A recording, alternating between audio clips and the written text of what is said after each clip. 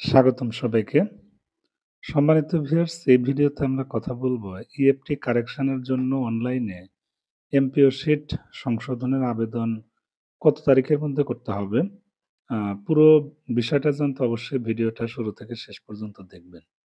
সম্মানিত ভিউয়ার্স এবং শিক্ষক মণ্ডলী, আপনাদের যাদের আ এমপিও শিটের সাথে জাতীয় পরিচয়পত্রের তথ্যের গরমিল আছে, বিশেষ করে নামের বানান, ব্যাংক অ্যাকাউন্ট নম্বর এবং আরো যে ধরনের ভুল ত্রুটিগুলো আছে, এগুলোর সংশোধনের জন্য আপনাদেরকে অবশ্যই অনলাইনে কিন্তু কারেকশনের আবেদন দিতে হবে। এই কাজটি করতে হবে আপনাদের মূলত এমপিও মডিউলে প্রবেশ করে কারেকশন অপশন রয়েছে, সেখানে ঢুকেই মূলত অনলাইনে কাজটি করতে হবে।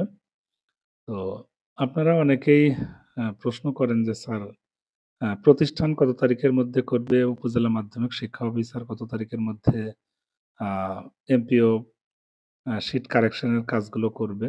তো মোটামুটি একটা টাইম টেবল কিন্তু মার্কশিট চিঠিতে ডিটেইলস দেওয়া আছে। আপনারা হয়তো দেখেছেন।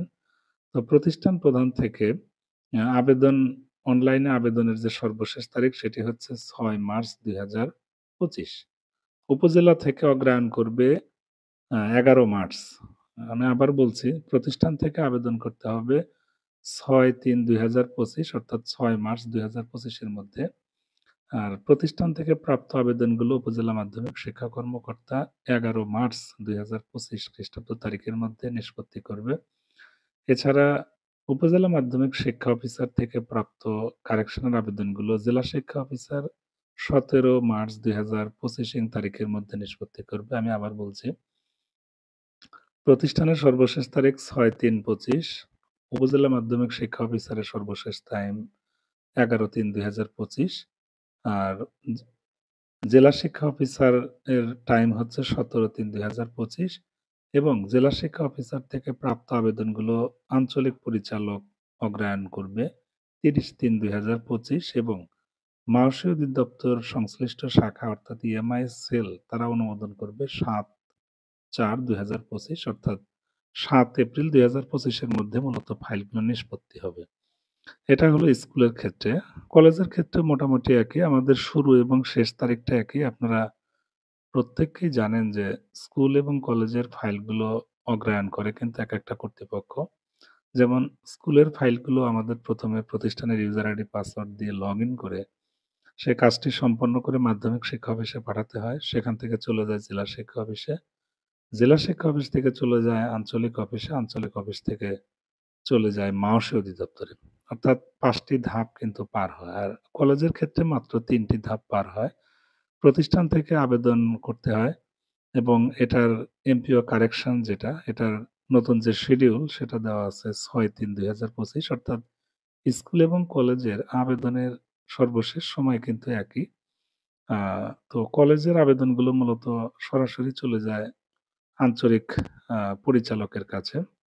সো এখানে উপজেলা মাধ্যমিক শিক্ষা কর্মকর্তা বা জেলা শিক্ষা অফিস এগুলোতে কিন্তু কলেজের ফাইলগুলো যায় না। সো তাদের ফাইলগুলো ৬ তারিখের মধ্যেই ৬-৩-২০২৫ তারিখের মধ্যে সম্পন্ন করতে হবে এবং এগুলো ৩০-৩-২০২৫ তারিখের মধ্যে নিষ্পত্তি হবে আঞ্চলিক অফিসে। তারপর স্কুলের মতোই ৭-৪-২০২৫ তারিখের মধ্যে মাওসী অধিদপ্তর কর্তৃক এগুলো নিষ্পত্তি হবে।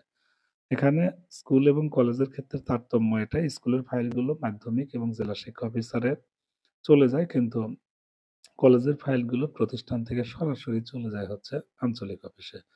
সো স্কুলের কাজ আ অনলাইনে সাবমিট করার সর্বশেষ তারিখ ৬-৩-২৫ এবং কলেজেরও কিন্তু ৬-৩-২৫।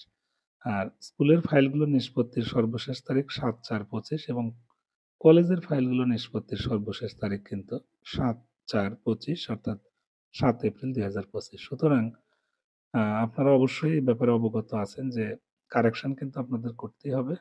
কারণ ইএফটিতে যে তথ্যই দিয়েছেন, যদি এমপিও শিটের সাথে তথ্যের গরমিল থাকে, আপনাদেরকে আবশ্যিকভাবে উক্ত তথ্যগুলো কারেকশন করে নিতে হবে। সো অন্যান্য এমপিও আবেদনের সাথে এই কারেকশনের আবেদনের কিন্তু কোনো মিল নেই। কারণ আ এমপিও ফাইলগুলো নিষ্পত্তি হয় নির্দিষ্ট একটা সময়ে, কিন্তু কারেকশনের যে আবেদন এগুলো কর্তৃপক্ষ কিন্তু দ্রুত নিষ্পত্তি করবে, যেহেতু কর্তৃপক্ষ তাদেরকে যথাযথ নির্দেশনা দিয়েছে।